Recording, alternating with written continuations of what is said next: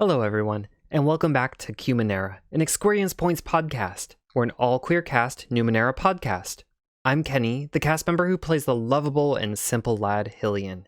If you love our show, we hope you'll rate us and review us on iTunes or wherever you consume your podcasts.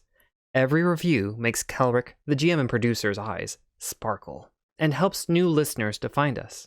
We don't pay to advertise any of the podcasts on the Experience Points network, so we hope you'll recommend us to your friends and just about anyone.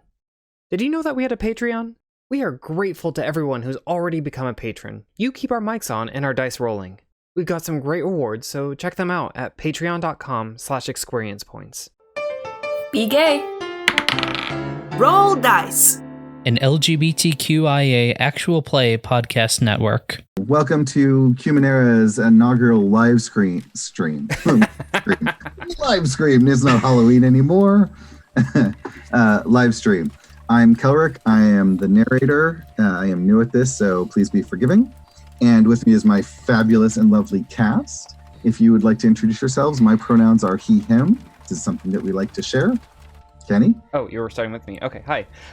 My name is Kenny. My pronouns are he, they. I play lovable, wear hair, kind of grumpy boy right now. His name is Hillian Jossa. He is a earnest Jack who howls at the moon. And we call him Hillian when he is in this form. Yes. Which will never get old. Nope. Hello, my name is Aaron. I use they, them pronouns, and I play Railu, a graceful glaive who speaks with a silver tongue.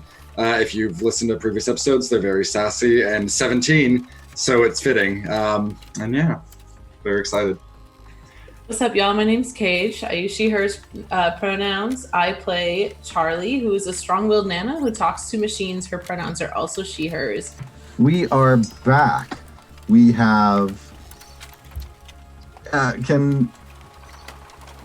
How about, Kenny, why don't you give us just a real quick recap of what just happened so we can just move forward? Sure. So what just happened was, in the last 45 minutes was describing what happened in about 5 minutes. Nuts. Tiuna disappeared in a flash of lightning because Nils, a lanky dude with a mechanical arm, set off some sort of device that caused Tiuna's implants to all kind of overload. And she shot off in a flash of lightning in front of Hillian and Charlie and Railu and a bunch of other people. Hillian happened to be also transforming into Howlian, and they're in their full were-rabbit self. And so seeing that basically their best friend disappear or die to them, they don't know what happened, or he doesn't know what happened. He goes into a blind rage and was facing Charlie while thinking fast on their feet. Railu pulled out a ration of some sort of fantasy jerky and threw it at Nils, because Riley recognized Nils and how from previous adventures, and that Nils is a bad person. And so the jerky hit Nils in the face. Riley directed Hillian to attack Nils, and in that Charlie noticed that Railu did this, and that Hillian is raging werebeast, and decided to use their ability to control machines to disable Nils's arm. And so all of this happened kind of in a flash, and then Hillian pounced on Nils and mauled him. And there was some clawing and some scratching and some scrambling to get away. Charlie unleashed a torrent of nanobots things on Nils, and that ultimately killed him. That is true. You did leave out the most important horrifying thing, which is then Hillian began to feed on the body of Nils. Yes. And Railu is apparently very inured to this because they walked right on up and just picked up the map that was the cause of this whole thing. And is apparently just standing there watching them eat. Were you back? Did you back away a little? I can't remember. Oh, I definitely backed away. I kind of am waiting for Hillian to eat because otherwise Hillian will have a very bad day tomorrow. And I'm waiting for him to finish feeding, and then I will proceed to calm him down. Cool. So, Kenny, why don't you roll us a quick percentile dice? Okay. And what you want is below 24 or lower. Ooh, okay. 27. Aw. So you are going to transform back to Hillian, and you are going to come back to yourself actively eating this person. Ooh. So you have finished eating the medium part of your meal, but you are sitting over this person that you have been encouraged to consume by Railu, and you come back to yourself finishing your meal. And scene begin. Tuna? What is going on? Hillian, come with me. Come on, let's go. Let's get out of here. We need to run now. Where's Tuna? We'll find her, and then I run up and grab Hillian to distract him from this whole horrific thing, and begin running into the woods. I think we're near the woods. You're on the edge of the city. You're still inside Ephraimon, so okay. Well, we are not making the leftovers into Nils jerky. Oh gosh. Stabs. We're not doing. That's horrifying. Ooh. Okay, so if I remember right, there's closed city gates, so I am going to just... No, you're on the inside of the city. You're just at the edge of the inside. Yeah, what I was saying is I can't leave the city because the gates are closed. Correct. You do have to... You are stuck in the city. So I... Half-naked Hillian, who I don't know if they're still holding some of their dinner or not. But I imagine Hillian, upon turning back, whatever they're holding, just kind of drops. They're just covered in blood, and with torn clothing, and he's very disoriented. Okay, so very likely to just listen to what Railu says. Yeah. All right, so... Is any of the gang still there? Did Charlie leave and everyone else? Everyone has left. What is Charlie doing? Yeah, so Charlie watches the rest of the folks kind of do their back away thing. But Tuna, before she had, disappeared on her lightning, kind of was watch after them, basically. And so now she's just kind of what the heck is going on? Because, first of all, she didn't know that Hillian was Hillian. So now all of a sudden, Hillian is standing there, probably a blood-soaked face, after just gnawing on this person. And what was your impression of Hillian when you first met them? Do you remember?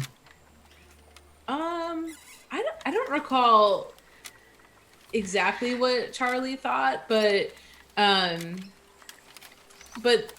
she knew that Hillian was an ally because Tuna and her had a conversation, and I know at one point we did tell Railu and Hillian that we had known each other. So even though most of our conversation had happened telepathically, we did alert them that I was somebody that Tuna had known before they had all met up.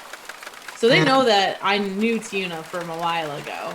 And when you saw Hillian was sort of bound by a scarf to your friend.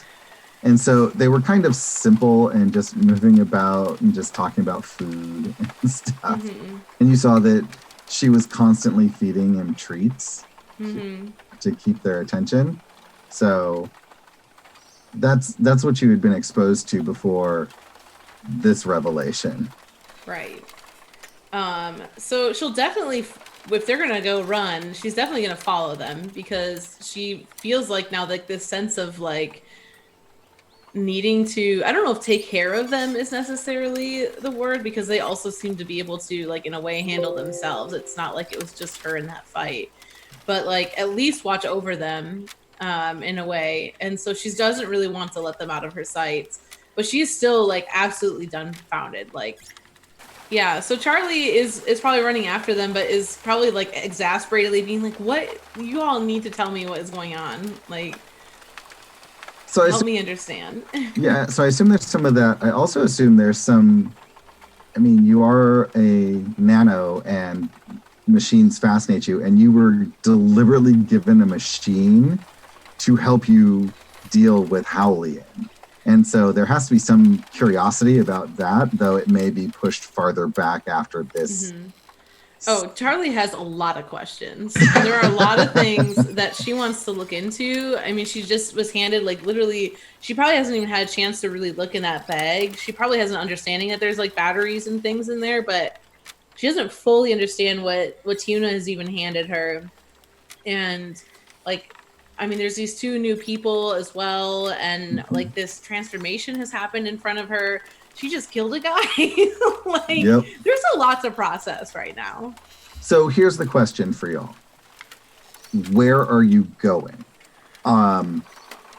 Railu probably has some ideas. Charlie has been here longer, so Charlie may have a bolt hole of her own that she may try to pull you to. So what are you two going to do? Well, and that's why I asked where Charlie was, because if Charlie is there, and after seeing like how Tiuna interacted with Charlie, I would like basically take a towel or like I think I have spare clothes or so a shirt or something, and throw it over Hillian's head and be like, Charlie, we need to get out of here. Let's go. Where am I? What's going on? Shh. I have so many regrets about telling you to show that art to people. It's so horrendous. It's Okay, just gonna sorry. rest above me for a little while. It's fine. Okay, well, continue. We absolutely need to get out of here. And Tuna's probably like looking around, like if we're still in the city, people could be around feasibly. I mean, we weren't quiet, I imagine, through all No. of this. But this location was chosen because it is More secluded. remote. Yeah, I mean, it's sort of the underworld. You're like, okay, if we're by the edge, we're not in Mm-hmm. town. Or the only people who will hear us are people that have been intimidated enough. Right. So potentially you should be fine. But So I imagine Charlie does probably know some good hideout spots and probably will also know the back ways of getting there, because Hillian probably is not looking in a way that I would want to be walking down the main streets of Ephraimon with him. The way that he currently appears, probably until we can get him like cleaned up, and he's obviously confused as well as to like what has all been happening. And so I might try to lead Railu and Hillian through some kind of like back forest ways. Because Ephraimon is like the treetops, I'll probably pick like a level that maybe is less traveled, but that might also mean that I need to like assist them a little bit more, because it might mean some climbing and jumping and things like that in order for us to stay less seen. Something I was curious about though before Yeah. we left, we never exchanged money, right? That's still all we have, all the money. yeah, you have all the money and you have the map. Perfect, and the map, and then that device that was on the ground got destroyed by Hillian, if I remember right. Hillian like said that he was going to destroy things. No, they just jumped over and destroyed Nils. Yep. So Nils's arm is there, and so is the device that they used. I'm not taking the arm, but I am going to swipe that device. I'm not taking an arm off of a dead carcass. Okay, it's I would probably not like you attached to anymore, roll. It's fine. I want you to roll int for the presence of mind to think to do that. Yeah, that's fine. I was thinking like because I'm like an ex-merchant, but like that's totally fair. How about a nat 20? Ooh. How about a nat 20? How about you can do that, and if you wanted to, you can grab the arm with that. Don't even care. I'm not mean- gonna take the arm, but if I can swipe something that was on Nils's, maybe in the packs or something. You have a nat 20, so yes, you are able to grab the pack. The shoulder straps and everything, of course, are ruined because just ripped across them. But yes, you can grab the pack that was. Okay, I was like, I'm not gonna take an arm off of a carcass. That's too gross, even for Railu. Just to be clear, that is not beyond Charlie. Those are spare parts. If So you if would- Railu doesn't take the arm, she might try to, like, if it looks like it's dismembered enough that she doesn't have to drag half a carcass with it, she might swing by and grab that. I will give you you can roll a d20. You're gonna have to roll an 18 or higher to have the presence of mind to grab the arm because you have never seen any of this and you are very confused by everything that's happening. Okay. Perhaps horrified. I probably won't get that, but we'll see. Ooh, a 13. No, not quite. So close, but no. Maybe it's so- the glint in her eye, but she's like, I can't. All right. So She'll cry where about are it y'all later. going? Charlie, do you know somewhere we can go that Wither does not know about? I cannot deal with them right now. Yeah, so I think that that Charlie would know of a location, and like I said, would probably try and find a way to get to a place where like they would be less seen, like a path and a location that would be less traveled. Awesome. So I'm going to give you that roll since you're the guide.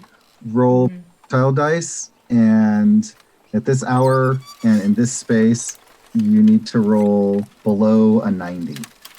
66. Nobody sees you. You are just fine. You make it to where you're taking them. Why don't you describe for us where you have taken them? So I imagine that that they probably had to do some sort of I don't know if I'd say like acrobatics, but like they probably had to have some relatively steady feet to get to wherever this location is because it's where people are less traveled. It's probably very heavily like the trees are very thick, and so it's kind of maybe a little bit darker there and just very heavily wooded. All right, indoors or outdoors? I mean, like, are you taking to a bolt hole home? Because remember, all in Ephraimon, you have homes built into the top parts of the tree, the middle parts of the tree. Right. You have homes in the roots of the tree. Are you taking them to a... Yeah, so it'd be kind of like ground, like I think we'd probably have to go like up and then go back down. It'd be probably more of like a ground floor type of area. It's not what you would consider like a home, but clearly there has been shelter built here, but it's very rudimentary. Okay, so all three of you get inside and you take a breath for the first time since all of this has happened. And Where are we? What's going on? Why am I bloody? Hillian, don't worry about it, sweet. We need to worry about Tiuna. Here, let me help you get cleaned up. I'll What's explain it wrong later with if I can. Tiuna? I actually, we'll find out. We are going to find her, Hillian. Don't worry. Okay, we are going to find her. Oh, okay. Tiuna is okay. Before she rode off on lightning, she did want me to let you all know that she will be okay. There's something happened with some of the ports that she had that were on her, and she had to be called back. What do you mean when she wrote? What are you talking about? She just disappeared. She went somewhere? Yes. So when it overheated, I don't know if you saw, but that the streak of lightning that went up into the sky, that had to have been her. I'm not entirely sure where it is that she might have gone to, but she did seem like she was going to be okay wherever it is that she was going. What? I don't understand, and this is all happening while like Railu is like getting blood off of like every part of Hillian. And I'm Charlie's sure. probably like, ooh. So like you're basically wiping Alien's face down like you do a toddler who's had too much chocolate as you're having this conversation. I like the picture of too much spaghetti.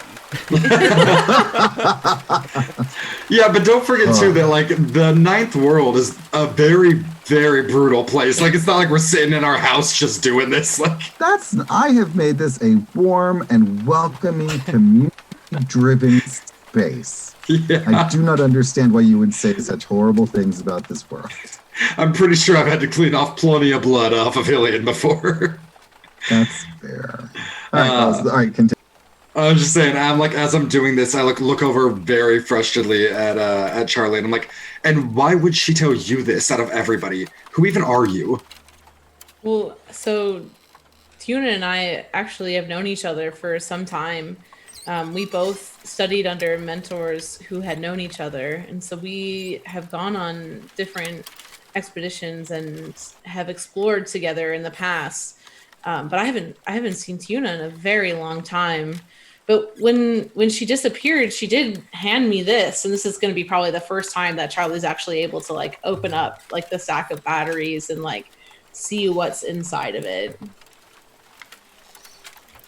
And so she'll kind of maybe look at like Railu, like, do you have more information on what some of this stuff might be?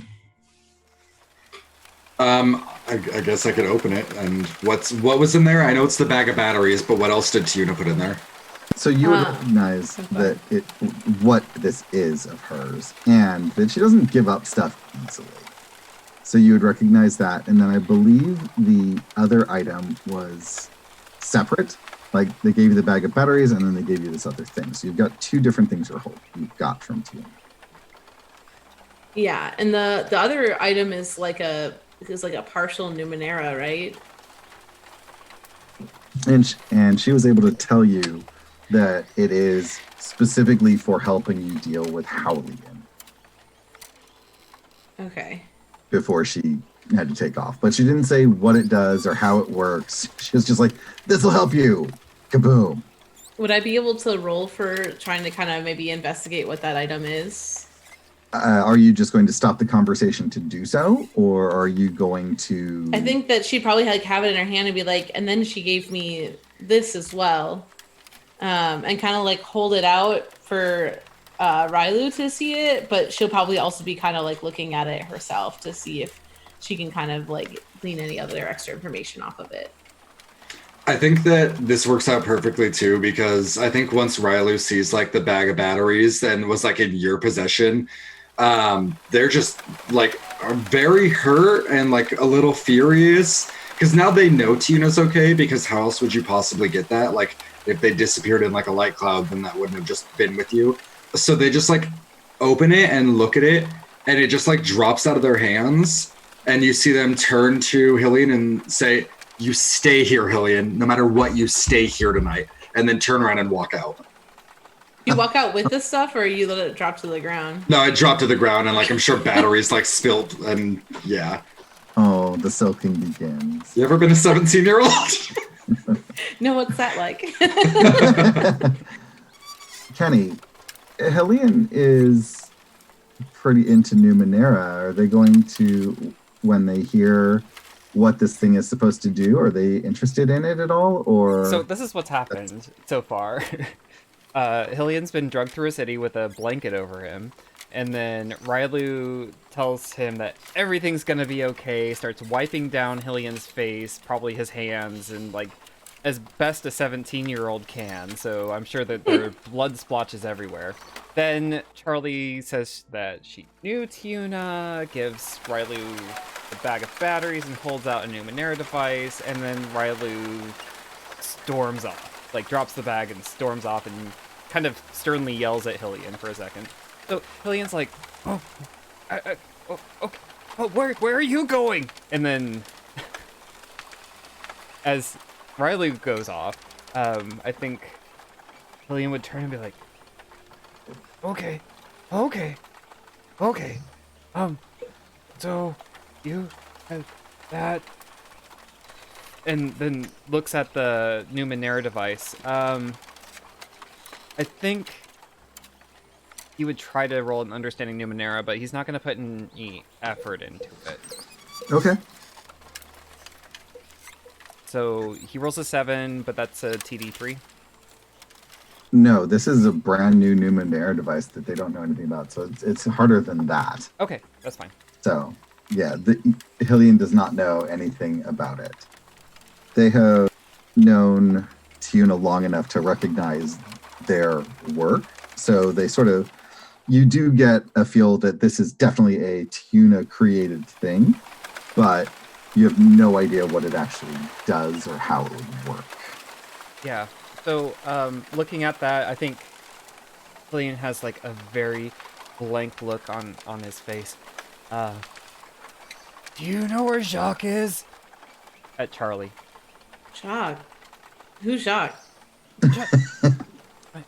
My pet, Jacques. Know where Jacques is? Everyone's leaving me tonight. And Charlie's probably gonna like kind of look at the area where like Railu had just walked out and like back over at Hillian and like down at the stuff and just kind of be like, I'm not sure where Jacques is. Oh no. Like looks back hoping like Railu shows up. Like I imagine this like heartbreaking moment, like as like all this is being said, where Railu had stopped right outside the door of wherever they're at, and they like hear all this, and like they have like tears running down their face, and then like keep doing your thing, and we'll see if they leave or not.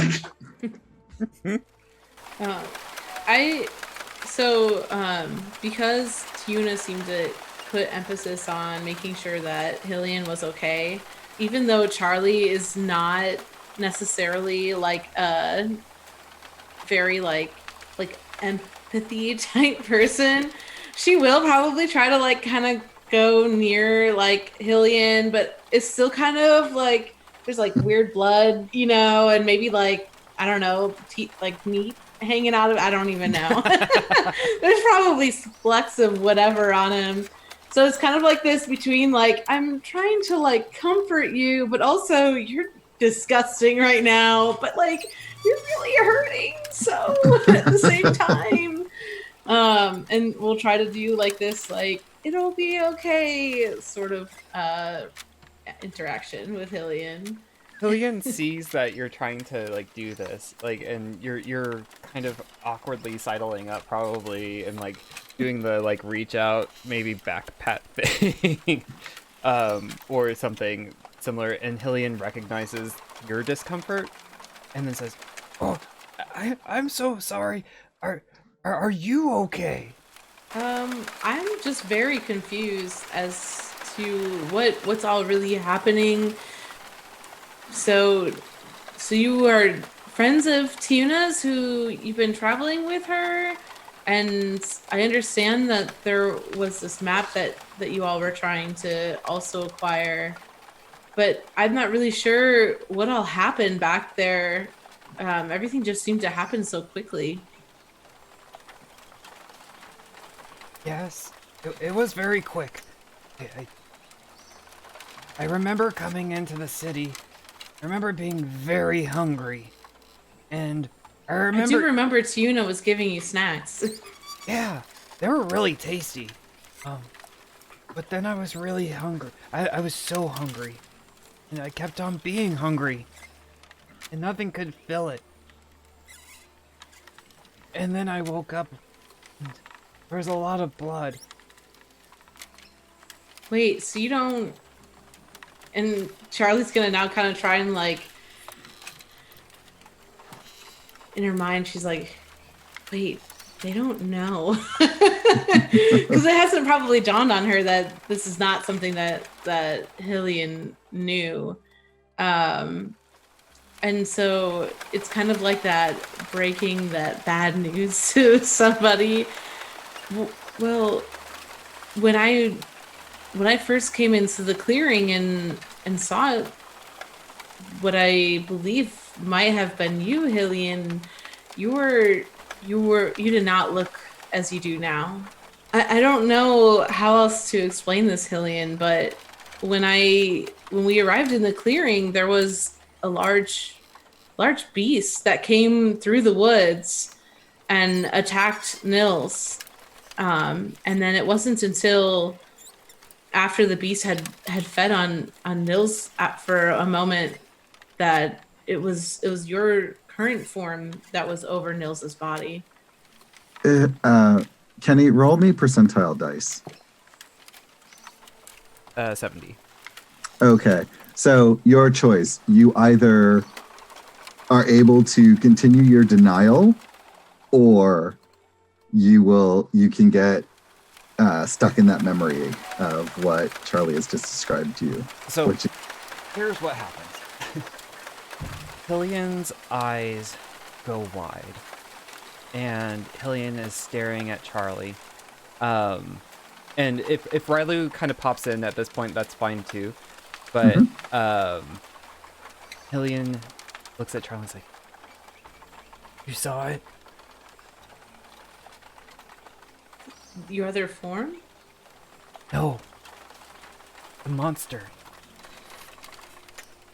There's been a monster following me since I was a kid. I did indeed see some sort of beast. I only have memories. Dreams. Bad dreams. I couldn't find him. Couldn't find Jacques. Jacques, your friend, your companion, right? and then Hillian kind of looks off. Yes, my little pet Jacques. Have you seen my little pet Jacques? He's about this big and ears that go like this, and he's very squeaky sometimes. And like this complete other face kind of comes over Hillian. Like you just lost whatever coherence there was. And is Jacques anywhere to actually be seen? Is this one of those times where like Hillian's like looking for Jacques and Jacques is like right there? Or is like Jacques actually like MIA? Jacques is MIA. Yeah, Jacques is Okay. not there. I'm sorry, Hillian. I haven't seen Jacques, but we can I can help you look for Jacques. Would you? I would, yes. Awesome.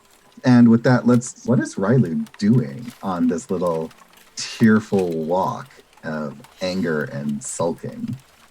I mean, what every teenager does, going for a walk with no concern for their safety and just being real upset about it. You're just picking a direction and walking? I mean, on one hand, they are very frustrated and upset. On the other hand, they know they don't know where they are. So, like, they're going to pay attention where they're at. Like, take a sec, look at where they are, and then, yes, just, like, go walk. Okay. Why don't you roll a d20 for me? Okay. And then it's going to be your choice or not whether or not Railu brought their backpack, because I didn't declare that they dropped it. I, like, don't really know either way, but I definitely know they have their weapons, because they don't leave without it. So you have your backpack. You did drop Nils' backpack. Okay, cool. That's going to be a 4. Oh, okay. So as you're walking along and it's dead of night, you're in the roots of the tree, it's real hard to see anything. You don't notice that a couple people are sneaking up behind you. I would like you to roll initiative. Bad decision on their part. Can I say when I took that walk, I took 2 recovery treks? Sure, you can do that. Cool. It's going to be a 6 for my initiative, and I need to roll to get my points back. Is it D6s to get points back? Yeah, it's a d6. Okay, so out of the shadows behind you, 2 Murden reach out to grab you for some reason. You know what a Murden is? A Murden is They are abhumans. They walk upright but would never be mistaken for humans. Their backs are hunched dramatically forward, skin covered in shiny black down, huge black eyes perched above a sharp, dirty yellow beak. These things seem almost like enormous ravens with spindly arms rather than wings. Tattered leather cloaks cover their backs, and many carry a leather bag or wear one on a strap to hold the various objects that they have collected. You might remember them from the one that you passed on the road on your way to Ephraimon. So, they are thieves and murderers, as you might recall, and they do tend to prefer ambushes. And you have walked right into one. Oh, it's so cute. They think this is an ambush. So, they are going to roll to hit you from behind. So it is speed. This is a surprise round. You did not suspect them. If you would like to do a perception check to see if you can mitigate the roll and use some of your abilities, I'm willing to let you do that. I mean, as far as perception, I don't have anything specific, but I will do a roll if you would like. It would be an int check. Okay. And for this, I have the number in mind, so go ahead. Well, I'm not going to use any points because I'm totally willing to get jumped because I'm built for this. Cool. That's a 2 anyway, so it wouldn't have mattered. All right. Go ahead and roll your speed defense twice, and let's see if they hit you. Cool. So I am specialized in speed defense. Excellent. So that gives me that. And then if I'm going to roll them one at a time because if one misses me, I can do a thing. Okay. That's going to be a 14 with the 2-step braces as well. That is a miss. That's fine. Okay, so when they miss me, I'm going to activate my ability, which I've never been able to use, Misdirect. I'm going to spend 3 points from my speed pool. When an opponent misses you, redirect attack to another target, creature, or object of your choosing that's within immediate range. Make an unmodified attack roll against the new target, but you can apply effort for accuracy. If the attack hits, the target takes damage from your opponent's attack. So I'm going to redirect it at his buddy. Okay. So make your roll. I will apply effort this time because I have wanted to use this for so long. And ooh, that's not great. It's gonna be like a 6, I think, because of the effort. Oh, and that does not make. Okay, yeah, because it's unmodified. Yep. That does not make it. They do not hit, but you. What does it look like when you suddenly hear the weapon coming at you and are able to do this? What are they attacking me with? They are attacking you. All you know is that it is a weapon coming at you. You do not know what it is yet. Okay, well then I will basically sidestep it, and whatever it is slides past me, and I grab the arm and spin the person around towards their buddy, who I'm assuming like is not where I thought they were because I didn't actually quite know where they were at. I just heard the footballs. All right. So you turn and you direct a short, curved, wicked-looking blade back at the other one. Oh, it's a 4. They do not hit either. And top of the order, since that was a surprise round, and you need to do the Murden again because both of them are faster than you in this one instance. So do the first one. All right. Oh, that's a natty one. A free intrusion for me. Remember, you do gain an XP at the end of each session, so you do have 1 XP at this point. Okay, cool. Yeah, I'm gonna spend it because I don't want to die. Okay, so yes, you are able to dodge that second one, and that makes it your turn. Ooh, beautiful. Okay, cool. So let's get out my many things that I can do. Okay, cool. I am actually going to try to intimidate these guys. Let's talk my way out of a situation. All right, let's do this. I am going to step back, brandish both of my sis rings on either side, and like get into a fighting stance and just be like, the two of you have no idea what you are facing on some night of all nights. If I were you, I'd fly back to your nest and not leave it for the rest of the night. Okay, let's roll this as an intimidation and see how that works out. Cool. So all social skills I'm proficient in. I'm going to spend effort, so that's going to bring it up 1 more. And then when I exert effort, I get a free point of effort in all social skills because of my silver tongue. Excellent. So I have +9 essentially to this roll. Jeez. Amazing. How about a 16 +9? You, having avoided most of their blows, I mean, they've tried to hit you 4 times. They've only been successful on 1. For you to be able to just take that hit and then turn around and be so calm in the face of everything, it definitely shakes them. They are by nature cowards. So with your, 25, they don't say anything. They just melt into the shadows and disappear. And you hear like a small squawk as they run, because they don't actually speak human language. They just sort of make noises and maybe mimic a little. And you are left on your own in the dark as you sulk your way through here. And that is where we will end for today. I am Kelrick. I've been your DM. You can find me here every other Sunday. We will be live streaming from now on. You can also find me on the EQP Starfinders, where every other week, if we are not doing Numenera, then we are doing this on Saturdays, roughly the same time period. We will have notices up on our Twitch channel, our Twitter accounts, and wherever else that we are able to be found. And with that, how about we go in reverse order? So, Cage, why don't you tell us about you and where you can be found? Yeah, so I'm Cage, and I've been playing Charlie today. And you can find me on Twitter at RageCageRugger, RageKageXRugger. And you can also find me on Twitch. So for those of you that are in chat, you can see my name has popped up in there. I won't spell it all out again because it's slightly different. All right. Yep. Okay, cool. Hi, I'm Aaron, playing Railu, and yeah, you can find me at Space Persona on Twitter. I've been rather quiet lately because this semester has been kicking my ass, but I'm hoping to dive back into it soon, especially this has rekindled my love for everything. Hi, my name is Kenny. You can find me on Twitter at PunderDrone. Aside from this, I also DM our Starfinder game, which we'll be playing every other Saturday, so you can find us on this Twitch channel next Saturday. We're playing the Dawn of Flame Adventure Path. We are this close to the climax, to wrapping it all up. And then in 2 weeks, come back here and find out what happens to my poor traumatized bunny boy. Thank you so much for listening to Qmenera, an Experience Points podcast. Are your ears burning for another podcast? We cannot recommend enough checking out our sister podcast, Roll to Fail. There are 6 friends who have no business behind the mic, or even rolling dice.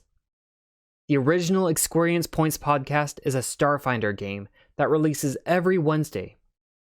Stay up to date on all the Experience Points Network podcasts at EQ Points on Twitter and on experiencepoints.com. Pardon our dust as I continue updates on the website. Thank you so much for listening.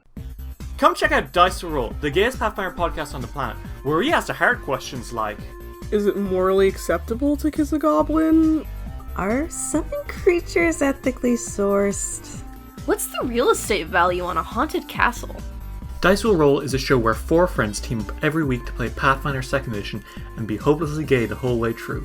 Join Dave, KK, Ritz, and me, Derry, your mythic genderfluid GM, as we play through the Kingmaker adventure path and follow a gay human bard, a lesbian half-elf druid, and a transmask half-orc fighter on their journey to build and rule their own nation in the untamed wilderness of the Stolen Lands, and defend it from bandits, monsters, and wicked fae in an Arthurian adventure like no other. From getting 4 nat 1s in a row to standing up to the darkest forces in the multiverse, Dice Will Roll is here to help you keep it rolling. Find us on Apple Podcasts, Spotify, or wherever you get your podcasts.